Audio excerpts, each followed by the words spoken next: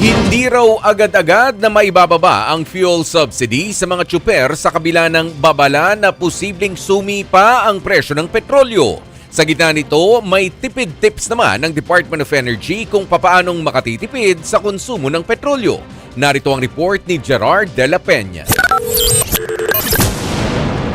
Nagbabadyang sumipa ng matindi ang presyo ng langis habang patuloy pa ang gulo sa Middle East. Kaya ang Department of Energy nagbigay na ng tipid tips sa mga motorista para mabawasan ang konsumo sa petrolyo. Iwasan daw ang aggressive driving at yung biglaang pagpreno. Pinapataas kasi nito ng 15 to 40% ang fuel consumption. Higit 3,000 pesos sa mga kotse at higit 12,000 naman sa mga truck ang posibleng masasayang sa ganitong klaseng pagmamaneho kada buwan. Mas malakas din daw sa konsumo ang pagharurot ng mas mabilis sa 80 kilometers per hour. Mainam din daw na isailalim ang sasakyan sa preventive maintenance kada 6 na buwan. Kung may budget, gumamit ng hybrid o electric vehicle. Mga habit forming yung tinarget natin, yung usual, mag-preventive maintenance, siguraduhin na hindi mabigat yung laman ng sasakyan, kung hindi ka naman nagdadala-dala kung saan-saan, yung pagtakbo within the speed limit. Ganitong pamamaraan, hindi lang tayo nakakatulong sa pangkalahatang pangailangan ng ating bansa, nakakasave rin tayo. Ang isang kumpanya ng bus, nag-abiso na sa mga pasahero na bubuksan lamang ang makina at aircon 5 minuto bago ang nakaschedule na pag-alis. Papatayin din nila ang makina sa mga stopover. Ganito rin ang diskarte ng jeepney driver na si Eddie. Patay muna ang makina habang nakapila para tipid sa konsumo ng diesel. Ngayon nga, hirap na rin kami.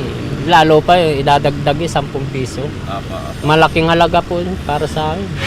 Kahit nagbabala na ang DOE na posibleng umabot sa higit sa 90 pesos ang kada litro ng langis katulad ng naranasan noong 2022, hindi naman daw automatic na maibababa ang 2.5 billion pesos na halaga ng fuel subsidy sa mga tsuper. At ang importante dito, yung certificate from the DOE.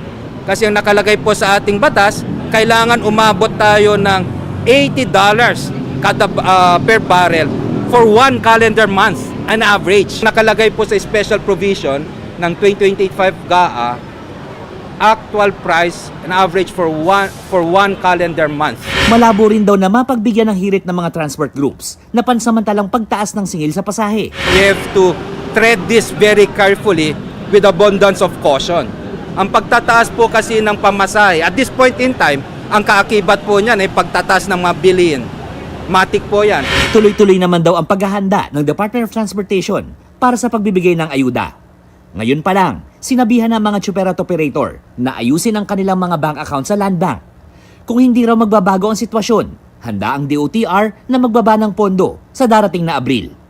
Nagbabalita mula sa Frontline, Gerard de la Peña, News 5. Mga kapatid, ako po si Ruth Cabal. Dito tayo sa totoo, dito tayo sa True FM. Mag-follow at mag-subscribe din po kayo sa aming social media accounts at True Network PH. Diyan po yan sa aming X na dating Twitter, sa FB, sa Instagram, sa YouTube, sa TikTok at sa mga podcast. At syempre, tutok din po kayo sa Signal True TV Channel 19.